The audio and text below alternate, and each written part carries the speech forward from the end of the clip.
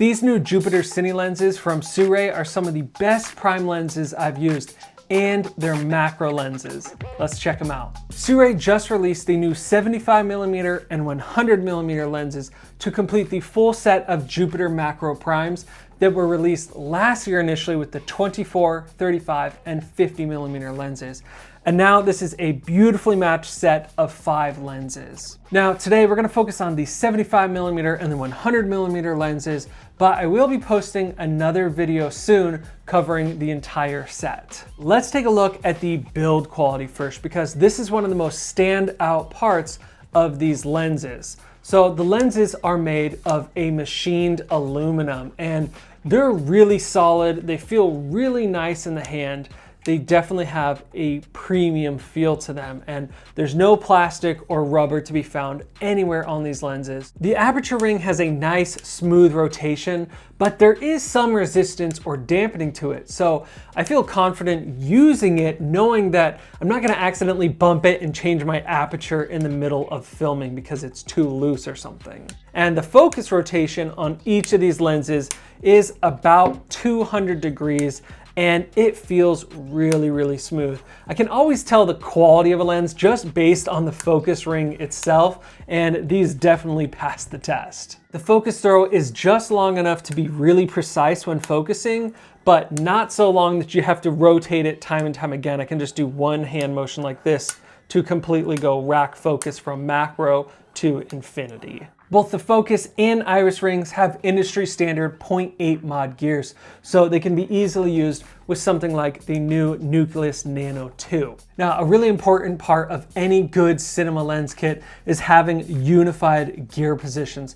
That way you can quickly swap to any lens in the kit and all of your focus motors line up again without wasting time repositioning and fiddling with gear on set. The 75mm and 100mm are nearly the same length, but they're not exactly the same. In fact, none of the lenses in the set are the exact same length, but again, they all have unified gear positions. The only spot where this really matters though is when using a gimbal, because you may have to do some quick rebalancing just due to the different weight and length of lenses. But honestly, gimbal motors have gotten so good and so strong that half the time I don't rebalance on a lens swap anyways, unless it's just a really drastic difference in weight. The 75mm weighs 1 pound 14 ounces, and the 100mm comes in at 1 pound and 12 ounces.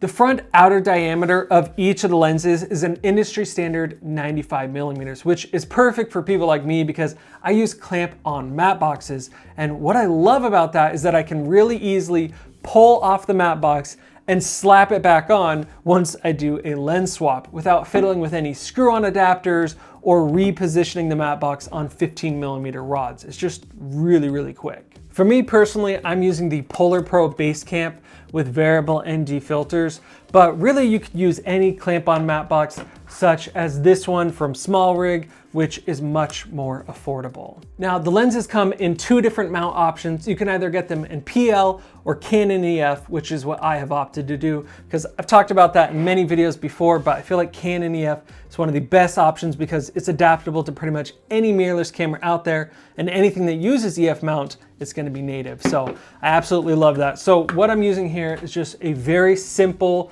little Canon EF to E mount adapter. This is really cheap. I think it was about 15 bucks or so on Amazon. It's completely dead. There's no electronics or anything like that. So I'm gonna go ahead and throw this on my Sony FX3, which is actually what I use to shoot all of the example footage we're about to watch.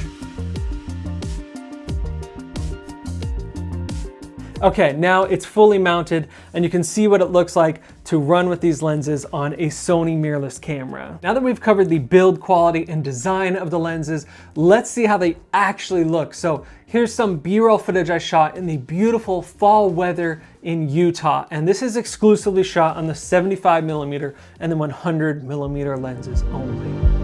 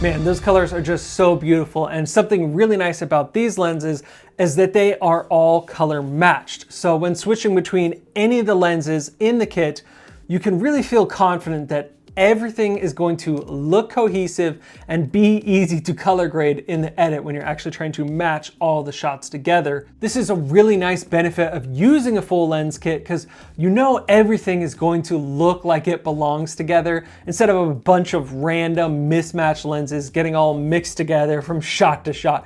Trust me, we've all been there, and it's a total nightmare trying to color grade and match shots from all different cameras and different lenses in a scene. Now, like I mentioned at the beginning of this video, these lenses are also macro lenses, which is a really nice added benefit because you can get so close up. The close focus on the 75mm and the 100mm is 0.29 meters, or just under a foot at 11 inches. And this is actually really uncommon for most cinema lenses that on average have a close focus distance, often around 3 feet or 1 meter. What this means is that you can have a huge variety of shots with just one lens. You can have your subject, whether that be a person or an object, very close to the camera and get that really nice blurred out background, that beautiful bokeh we all crave. And it's nice to be able to get up really close on objects or subjects and show that detail without the need for using diopters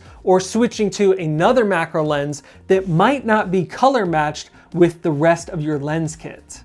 I don't think you realize just how handy macro lenses come in until you want to get really close in on your subject, but you can't pull focus to them.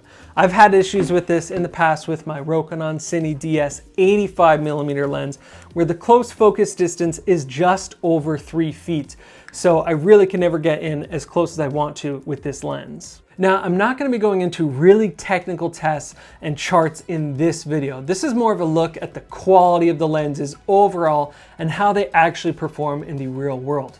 I will, however, be releasing a video soon for the full kit that covers a few of the more technical things like lens flares, distortion, chromatic aberrations, and so on. Let's talk about the cons now. Overall, I think these lenses are really great, but the price is definitely not something affordable for everyone. Each of the lenses has an MSRP of about $1,000 USD, but I do think that they're gonna have a discounted cost for a limited time during the Indiegogo campaign, so you're definitely gonna wanna check that out. When you consider just how high quality these cinema lenses are and the fact that they're also macro lenses, they're definitely worth the price. And when you compare them to something like a Sony G Master, which is easily over $2,000, these start to look a lot more affordable. These lenses are also quite large and heavy, so they're definitely not something where you're gonna wanna be traveling with the entire lens kit in your backpack or vlogging with them on a regular basis. These are cine lenses, and they're much more akin to filming interviews, documentaries, ads, short films, and that sort of stuff. So they're definitely lenses that you're gonna have to feel comfortable taking some time to set up your shot, set your focus and aperture, since they're fully manual and you won't be getting any of the autofocus features. If you want to invest in a really nice cinema lens kit that's fully matched and high quality, I definitely think the new Sirui 75mm and 100mm are worth investing in, either individually or as a full 5 lens kit. Definitely check out the links in the description below. All right, guys, if you want to see more videos like this, hit subscribe right now, and I'll see you in the next video.